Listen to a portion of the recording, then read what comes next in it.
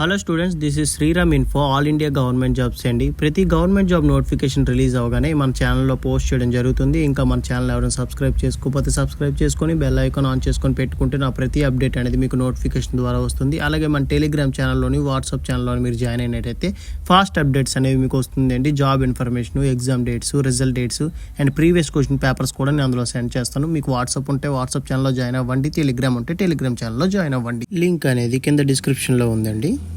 Students, ఇప్పుడు మనకు వచ్చేసి నేషనల్ డిఫెన్స్ అకాడమీ ఎన్డీఏ నుంచి చాలా మంచి రిక్రూట్మెంట్ అయితే రిలీజ్ అయిందండి. ఇది వచ్చేసి అఫీషియల్ వెబ్సైట్ ఎన్డీఏది. మీరు ఇక్కడ కిందకి స్క్రోల్ చేసి చూసుకున్నట్టయితే లేటెస్ట్ న్యూస్ అని ఉంది కదండి, ఇక్కడ అడ్వర్టైజ్మెంట్ ఉంది కదా రిక్రూట్మెంట్, దాని మీద క్లిక్ చేసినట్టయితే మీకు అడ్వర్టైజ్మెంట్ డీటెయిల్స్ అనేవి ఓపెన్ అవుతున్నాయి. ఈ నోటిఫికేషన్ కోసం నేనైతే క్లియర్గా ఎక్స్ప్లెయిన్ చేస్తాను. మీరు వీడియో ఎక్కడ స్కిప్ చేయకుండా లాస్ట్ వరకు చూడండి. ఇది వచ్చేసి బోత్ మెయిల్ అండ్ ఫీమేల్ ఎవరైనా సరే దీనికి అప్లై చేసుకోవచ్చండి. నెక్స్ట్ నోటిఫికేషన్ డీటెయిల్స్ చెక్ చేసుకున్నట్టయితే మనకి ఇది డైరెక్ట్ రిక్రూట్మెంట్ అండి. అంటే పర్మనెంట్ బేస్డ్ జాబ్స్, ఎటువంటి కాంట్రాక్ట్ బేస్డ్ కానీ అవుట్సోర్సింగ్ జాబ్స్ అయితే ఇవి కావు. అలాగే దీంట్లో మనకి చాలా వేకెన్సీస్ అయితే ఉన్నాయండి. చాలా పోస్టులకు అయితే రిక్రూట్మెంట్ చేస్తున్నారు. అందులో మెయిన్గా మనకి 10th బేస్ మీద, ఇంటర్ బేస్ మీద అప్లై చేసుకునేలాగా ఎటువంటి ఎక్స్పీరియన్స్ లేనివి నేనైతే మార్క్ చేశాను. అందులో ఫస్ట్ చూడండి, మనకి లోవర్ డివిజన్ క్లర్క్ అండి. దీనికి ఏజ్ లిమిట్ చెక్ చేసుకున్నట్టయితే 18 to 27 years. ఏజ్ రిలాక్సేషన్ కూడా ఉంది, నేను ఫర్దర్గా అది ఎక్స్ప్లెయిన్ చేస్తాను.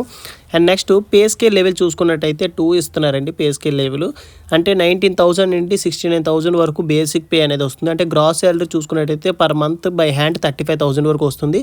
అలాగే దీనికి వచ్చేసి టోటల్ మనకి 27 పోస్టులు అయితే ఉన్నాయండి. కేటగిరీ వైజ్గా పోస్టులు అనేవి డివైడ్ చేయడం జరిగింది. అలాగే మనకి నెక్స్ట్ చూసుకున్నట్టయితే మల్టీ టాస్కింగ్ స్టాఫ్ అండి, ఎంటీఎస్ అంటారు. దీనికి ఏజ్ లిమిట్ చూసుకున్నట్టయితే 18 to 25 years ఉన్న వాళ్ళు అప్లై చేసుకోవచ్చు. పే స్కేల్ లెవెల్ 1 ఇస్తున్నారు. అంటే పర్ మంత్ శాలరీ వచ్చేసి 23,000 వరకు వస్తుందండి బై హ్యాండ్. అలాగే దీనికి పోస్టులు చూసుకున్నట్టయితే 182 పోస్టులు అయితే ఉన్నాయండి, చాలా ఎక్కువగా ఉన్నాయి. కేటగిరీ వైజ్గా పోస్టులు అయితే డివైడ్ చేయడం జరిగింది. నెక్స్ట్ ఇక్కడ చూడండి, ఇంపార్టెంట్ పాయింట్ నోట్ కింద ఇచ్చారు. Female candidates are encouraged to apply. అంటే దీనికి వచ్చేసి both male and female candidates apply చేసుకోవచ్చు అండి. నెక్స్ట్ ఏజ్ రిలాక్సేషన్ చూసుకున్నట్టయితే ఎస్సీ ఎస్టీ క్యాండిడేట్స్ వచ్చేసి 5 years, ఓబీసీ క్యాండిడేట్స్ వచ్చేసి 3 years అండి age relaxation. Online application form అనేది సెండ్ చేయాల్సి ఉంటుంది, ఎటువంటి ఆఫ్లైన్ అప్లికేషన్ అయితే కాదండి. అలాగే 21 days లోపు అయితే మనం అయితే అప్లై చేసుకోవాల్సి ఉంటుంది. ఏది డేట్ ఆఫ్ అడ్వర్టైజ్మెంట్ నుండి 21 days అయితే క్యాలిక్యులేట్ చేసుకుంటే 14th February 2024 లోపు అయితే మనం అయితే అప్లై చేసుకోవాల్సి ఉంటుంది. అండ్ నెక్స్ట్ ఎటువంటి హార్డ్ కాపీ అనేది మనం అయితే దీనికి పంపించాల్సిన అవసరం లేదు. అంటే మన ప్రింట్అవుట్స్ కానీ, సర్టిఫికేట్స్ కానీ, అలాగే మనం ఇంకా ఫర్దర్గా ఎక్స్పీరియన్స్ కానీ ఎటువంటివి మనం అయితే వీళ్ళకి పోస్ట్ ద్వారా పంపించాల్సిన అవసరం అయితే లేదని చెప్పేసి ఇచ్చారు. 6th పాయింట్ చూసుకున్నట్టయితే మనం కరెక్ట్ డీటెయిల్స్ అనేవి వీళ్ళకి ఇవ్వాల్సి ఉంటుందండి. అంటే ఏం లేదు, అప్లికేషన్ ఫిల్ చేస్తున్నప్పుడు ఎటువంటివి మిస్టేక్స్ లేకుండా చూసుకోవాలని చెప్పేసి మనకి ఇచ్చారు. అలాగే ఇక్కడ 7th పాయింట్ చాలా ఇంపార్టెంట్ పాయింట్ ఏంటంటే, మీరు ఇప్పుడు ఎంటీఎస్కి అప్లై చేస్తున్నారు. ఎంటీఎస్కి ఎడ్యుకేషన్ క్వాలిఫికేషన్ ఏంటండి, 10th కదా. 10thలో వచ్చిన మార్క్స్ని బట్టి మిమ్మల్ని షార్ట్ లిస్ట్ చేసి మీకు రిటర్న్ టెస్ట్కి అడ్మిట్ కార్డులు అనేవి ఇవ్వడం జరుగుతుంది. అంటే ఏం లేదండి, ఫర్ ఎగ్జాంపుల్ వీళ్ళు 10 పోస్టులకి వీలైతే రిక్రూట్మెంట్ తెస్తున్నారు అనుకోండి, 10 into 10 అంటే 100 మందికి వీలైతే అడ్మిట్ కార్డులు అనేది ఇవ్వడం జరుగుతుంది. ఇప్పుడు 200 మంది మీరు అప్లై చేశారనుకోండి, 200 మందికి అడ్మిట్ కార్డులు అనేవి ఎవరికైతే 10th క్లాస్ మార్క్స్ ఎక్కువ వస్తాయో వాళ్ళని షార్ట్ లిస్ట్ చేసి మీకైతే అడ్మిట్ కార్డులు అనేది ఇవ్వడం జరుగుతుందని చెప్పేసి మనకి ఇక్కడ క్లియర్గా మెన్షన్ చేశారు. Education qualification details lower division క్లర్క్కి మనం చెక్ చేసుకున్నట్టయితే 12th పాస్ అండి. అంటే ఇంటర్ పాస్ అయిన వాళ్ళు ఎవరైనా సరే దీనికి అప్లై చేసుకోవచ్చండి. అలాగే దాంతోపాటుగా మనకి టైపింగ్ స్పీడ్ అయితే వచ్చి ఉండాలి. 35 words per minute English type చేయాలి. లేదు అనుకుంటే 30 words per minute హిందీ అని టైప్ చేయాలి. రెండిట్లో ఏదో ఒకటి వస్తే సరిపోతుంది. అలాగే మనకి నెక్స్ట్ స్టెనోగ్రాఫర్ అండి. స్టెనోగ్రాఫర్కి ఎడ్యుకేషన్ క్వాలిఫికేషన్ వచ్చేసి మనకి 12th class ఆర్ ఈక్వాలెంట్. అంటే 12th అంటే మనకి ఇంటర్ పాస్ అయిన వాళ్ళు అప్లై చేసుకోవచ్చు. ఆర్ ఈక్వాలెంట్ అంటే డిప్లొమా క్యాండిడేట్స్ కూడా దీనికి అప్లై చేసుకోవచ్చు. హైయర్ ఎడ్యుకేషన్ క్వాలిఫికేషన్ ఉన్న వాళ్ళు కూడా దీనికి అప్లై చేసుకోవచ్చు అండి. అలాగే దీనికి కూడా స్కిల్ టెస్ట్ అనేది ఉంటుంది. ఒక పారాగ్రాఫ్ ఏదో ఒకటి మనకి డిక్టేట్ చేస్తారండి. 10 minutesలో మనకి 80 words per minute మనం అయితే టైప్ చేసి వాళ్ళకి చూపించాల్సి ఉంటుంది. అలాగే మనకి 50 minutes టైం అనేది ఉంటుంది ఇంగ్లీష్. అది ఏంటంటే మనకు ఒక చిన్న పారాగ్రాఫ్ లాంటిది ఒక షీట్ అనేది ఇస్తారు, అది చూసి మనం అయితే టైప్ చేయాల్సి ఉంటుంది. నెక్స్ట్ వచ్చేసి మనకి ఎంటీఎస్ అండి, మల్టీ టాస్కింగ్ స్టాఫ్. దీనికి ఎడ్యుకేషన్ క్వాలిఫికేషన్ వచ్చేసి మెట్రికులేషన్ పాస్. అంటే 10th పాస్ అయిన వాళ్ళు ఎవరైనా సరే దీనికి అప్లై చేసుకోవచ్చు అండి. నెక్స్ట్ జనరల్ ఇన్స్ట్రక్షన్స్ చూసుకున్నట్టయితే మనకి ఇది వచ్చేసి ఆన్లైన్ అప్లికేషన్ అండి, ఆఫ్లైన్ అప్లికేషన్ అయితే ఏం కాదు. అది కూడా మనకు డేట్ ఆఫ్ అడ్వర్టైజ్మెంట్ నుండి 21 days లోపు అయితే మనం ఇది ఆన్లైన్ అప్లికేషన్ అనేది అప్లై చేయాల్సి ఉంటుంది. అలాగే మనకి ఎటువంటి కాపీస్, హార్డ్ కాపీస్ అనేది వాళ్ళకి పోస్ట్ ద్వారా పంపించాల్సిన అవసరం లేదు. మినిమం ఎడ్యుకేషన్ క్వాలిఫికేషను, అలాగే మన ఐడి ప్రూఫ్, అలాగే మన ఫోటో, సిగ్నేచరు ఇవి అప్లికేషన్ టైంలో మనం అయితే అప్లోడ్ చేయాల్సి ఉంటుందని చెప్పి ఇక్కడ క్లియర్గా మెన్షన్ చేశారు. నెక్స్ట్ వచ్చేసి candidate must carefully read all the instructions. ప్రతి ఇన్స్ట్రక్షన్స్ అనేవి మీరు క్లియర్గా చదివేసి మీరైతే అప్లై చేయండి అని చెప్పేసి మనకి ఇక్కడ ఇచ్చారు. అండ్ నెక్స్ట్ ఫర్దర్గా చూసుకున్నట్టయితే only shortlisted candidates will be intimated for the selection test through mail or SMS. అంటే మీకు చెప్పాను కదండి, షార్ట్ లిస్ట్ అయిన క్యాండిడేట్స్కి మెయిల్ కానీ మెసేజ్ కానీ వస్తుంది.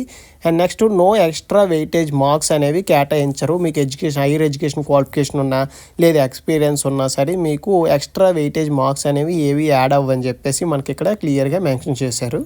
నెక్స్ట్ చూసుకుంటే ఎవరైతే రిటర్న్ టెస్ట్లో క్వాలిఫై అవుతారో స్కిల్ టెస్ట్కి వాళ్ళకి మెసేజ్ కానీ మెయిల్ ద్వారా కానీ కమ్యూనికేట్ చేస్తామని చెప్పేసి ఇచ్చారు. అట్ ద టైం స్కిల్ టెస్ట్లో మీరైతే application form, admit card and next original documents అనేవి మీరైతే పట్టుకెళ్లాల్సి ఉంటుందని చెప్పేసి మనకి ఈ పాయింట్ ఇచ్చారనమాట. నెక్స్ట్ వచ్చేసి మనకి valid mobile number and email ID అయితే ఇవ్వాలండి. ఫర్దర్గా మీకు ఏమైనా కమ్యూనికేట్ చేయాలంటే మీ మొబైల్ నెంబర్ ద్వారా అండ్ నెక్స్ట్ ఈమెయిల్ ఐడి ద్వారా మీకు అయితే కమ్యూనికేట్ చేయడం జరుగుతుంది.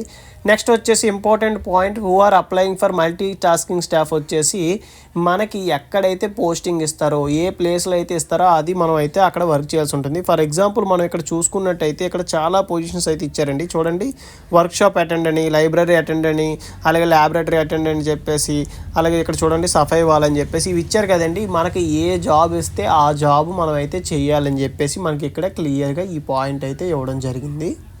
నెక్స్ట్ పాయింట్ చూసుకున్నట్టయితే ఎవరైతే గవర్నమెంట్ సెక్టార్స్లో వర్క్ చేస్తున్నారో వాళ్ళు NOC సర్టిఫికేట్ అనేది సబ్మిట్ చేయాల్సి ఉంటుంది. అండ్ నెక్స్ట్ ఇది ఏంటంటే ఎవరైతే షార్ట్ లిస్ట్ అవుతారో, ఇప్పుడు ఎగ్జాంపుల్ చూడండి, మీరు మల్టిపుల్ అప్లికేషన్స్ పెట్టారు, అలాగే MTSకి పెట్టారు, అలాగే మీరు వచ్చేసి స్టెనోగ్రాఫర్కి పెట్టారు. రెండింటికి మీరు సెలెక్ట్ అయ్యారు అనుకోండి, చాయిస్ ఈజ్ మీది. అంటే మీరు చాయిస్ చేసుకోవచ్చు మాట, నేను MTSకి వెళ్తాను లేదు స్టెనోగ్రాఫర్కి వెళ్తానని చెప్పేసి మీ చాయిస్ అని చెప్పేసి మనకి ఇక్కడ క్లియర్గా మెన్షన్ చేసి ఇచ్చారు. నెక్స్ట్ చూసుకున్నట్టయితే రిటర్న్ టెస్ట్కి కానీ స్కిల్ టెస్ట్కి కానీ వీళ్ళైతే ఎటువంటి ట్రావెలింగ్ అలవెన్స్లు అయితే ప్రొవైడ్ చేయరని చెప్పి ఇక్కడ క్లియర్గా మెన్షన్ చేశారు. నెక్స్ట్ మనం చూసుకున్నట్టయితే guide lines for filling online application చూస్తున్నట్టయితే ఈ వెబ్సైట్ ద్వారా మనం అయితే ఆన్లైన్ అప్లికేషన్ అనేది పంపించాల్సి ఉంటుందండి.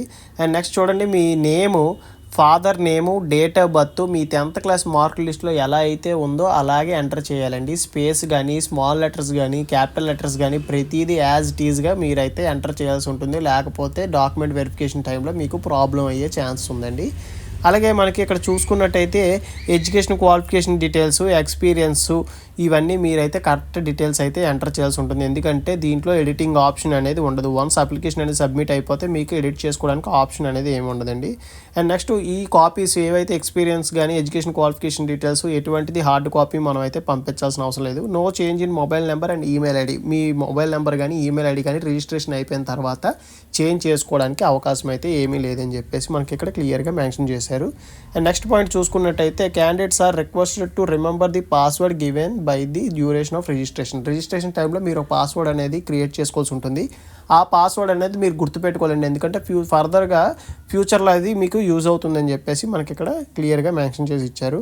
అండ్ నెక్స్ట్ మనం అయితే స్కాన్డ్ కాపీస్ అనేవి మనం అయితే అప్లోడ్ చేయాల్సి ఉంటుంది. మీ education qualification details, other education qualification details ఏమైనా ఉంటే అది, మీ ఎక్స్పీరియన్స్ అండ్ నెక్స్ట్ మీ కేటగిరీ సర్టిఫికేట్ అనేది మీరు అయితే అప్లోడ్ చేయాలి.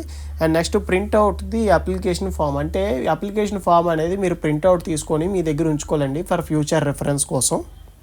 Next syllabus for written examination చూసుకున్నట్టయితే general intelligence, reasoning, non verbal, అలాగే న్యూమరికల్ యాప్టిట్యూడ్, జనరల్ ఇంగ్లీషు ఇవన్నీ ఉంటాయండి. వీటిలో మీకు 10th and 12th standards base చేసుకొని మీకైతే అడగడం జరుగుతుందని చెప్పి మనకి ఇక్కడ క్లియర్గా మెన్షన్ చేశారు.